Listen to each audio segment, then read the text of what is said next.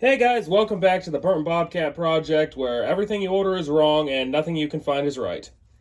I bought a brand new alternator bracket from the dealer, and it is not long enough to have any adjustment on the alternator. Not a bit.